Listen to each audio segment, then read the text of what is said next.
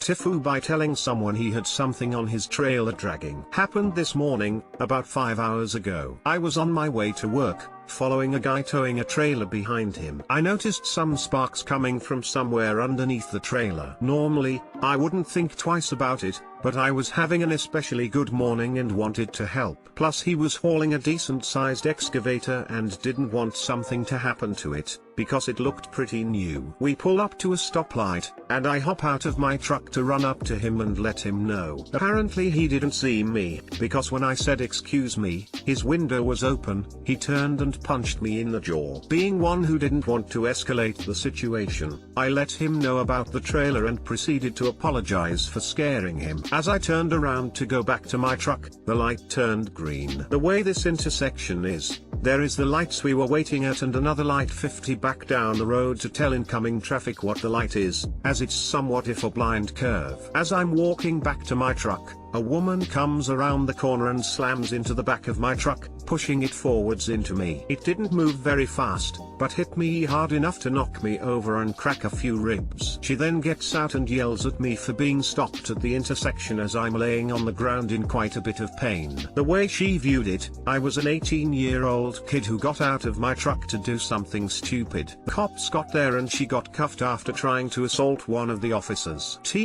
Doctor, I stopped to tell someone about a chain dragging under their trailer, got punched in the jaw and hit my own car. Edit, to all the people saying trucks often drag chains, this wasn't a semi or tanker truck. It was just a couple dudes hauling their excavator to a dig site in a Ford F-350. Show me on this map of Florida where this happened to you. No good deed goes unpunished. No good deed goes unpunished. That was a nice thing you did. Sorry you ran into zucchini people. I think butternut people ran into him. Edit, hey, my first gold. Thanks stranger. One of my favorite quotes, and GT, don't ever, for any reason, do anything, to anyone, for any reason, ever, no matter what, no matter where, or who you are with, or where you are going, or where you've been, ever, for any reason whatsoever. At GT, /Michael Scott. Words to live by. Nah man, you didn't Fuchs Cup. Everything and everybody around you banana up / got banana up, but not by any fault of yours. You a good guy, but as you now have learned, life's a banana. Sure is. But it can only get better from here. TIFU by identifying my friend's father's zucchini and ruining dinner. Happened about a week ago, but I've been hesitant to post this as I wasn't sure if it really fits. No one involved in this story is a minor. Doctor at bottom. I am a freshman in college, and have fairly quickly settled in with a group of friends, which is awesome. There are about 6 of us, and we were all eating dinner in our university's dining hall one night. We were just chatting when one girl went to show us a picture on her iPhone. She was scrolling through her camera roll when she suddenly recoiled and started nervously giggling. What? The collective asked. There's some dude's banana here. We gathered around her phone to see that indeed, there was a photo of a man's zucchini, as well as a fully zucchini full body mirror selfie, notably, without face showing. Laughed about it for a second before trying to figure out how the hell the photos got there. We looked at the time it was saved to the phone, about noon, and figured out she was in class while it happened, so no one could have put them there when she wasn't looking. We also realized it wasn't a young body, it was a classic dad bod, and the guy was wearing a wedding ring. We couldn't figure it out until something occurred to me. Before I turned the setting off, everyone using my family iCloud account, my parents and brother, had access to my photo stream. They could see most of the photos I saved to my phone. This got annoying after my mom started questioning things I had saved. Nothing bad, just weird memes or out of context texts from friends, so I turned it off. Without thinking of the consequences, I asked her if she shared an iCloud account with anyone. She said she shared one with her parents. She got quiet for a moment before the realization hit the entire table. I've never seen someone go from laughing to crying so quickly. The rest of our group was silent for a minute until the situation was explained to the Android users among us that this poor girl had almost definitely seen her father's cheesecake. We sat there for probably another 15 minutes trying to comfort her with an alternative explanation, but what can you say in a situation like that? The image is burned into all of our minds. I've never met her father, but I'm terrified one day I will, and that he'll have a dad bod and a gold wedding ring and I'll know exactly what his butternut looks like. TL, doctor, friend found unexpected banana pic on phone, I can't keep my mouth shut, told her it was near certainly her dad's banana shared through iCloud, and now none of us are okay. Edit, clarifying the TL, drive. Edit 2, Electric Boogaloo, why on earth is this on the front page of Reddit? Also thanks for the silver. Edit 3, Freud enters the chat, since like half of the comments are why would you cry from seeing your dad stick, we are all Americans and nudity, ESP with your family, is more taboo for us. We are assuming these were taken in a sexual connotation, which isn't really how we like to think about our parents. It wasn't crying like oh my god what will I do, it was more a mix of laughter and crying like I can't believe this is what just happened. Edit 4, the provable finale, I'm not posting a picture of this man's zucchini you nasties. Was it a nice butternut at least? Well, answer the butternut question up, we're waiting. And GT, but I've been hesitant to post this as I wasn't sure if it really fits. That's what she said. Michael Scott. Also Michael Scott, you don't know me. You've just seen my zucchini.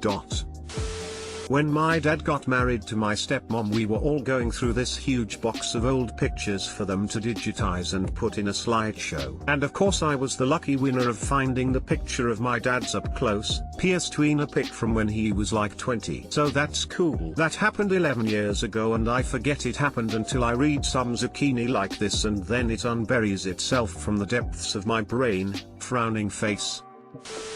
He had a knee slapper, didn't he? It wasn't small. Her dad is big and I've never seen his face, Blink 182.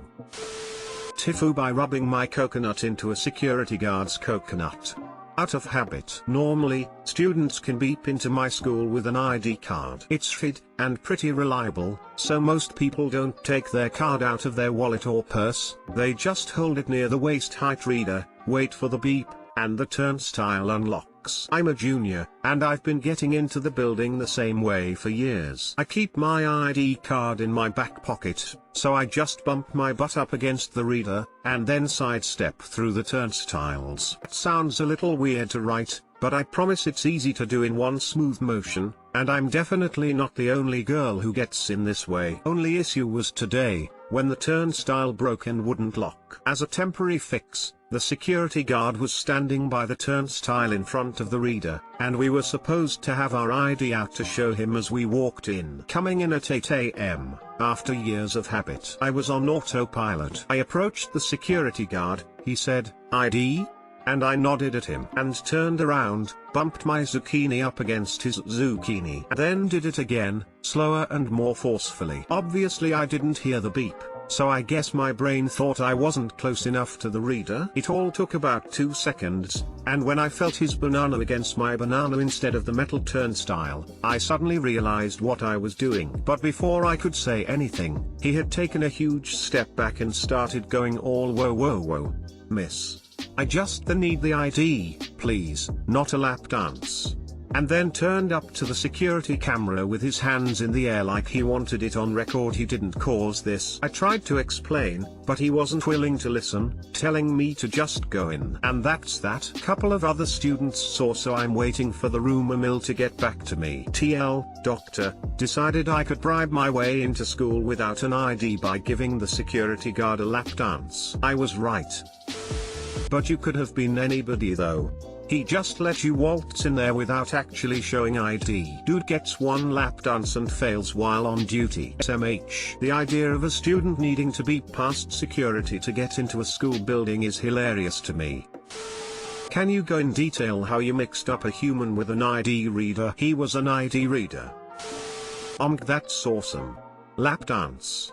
I bet he shared that story with the other guards later. Probably, grimacing face. I never explained how I normally get in, so I don't know what he's telling them. I'm already known as that working girl because of a separate fuck up, so this was the last thing I needed. Embarrassed smiley face. You sexually assaulted that poor man, you harlot. You joke, but can you imagine if this was a dude and a female security guard? I doubt anyone would believe the story. Holy butternut, of TLDR's actually been completely different from the story this whole time, and I was too lazy to read the story. Sometimes they describe it differently as a joke. Not always.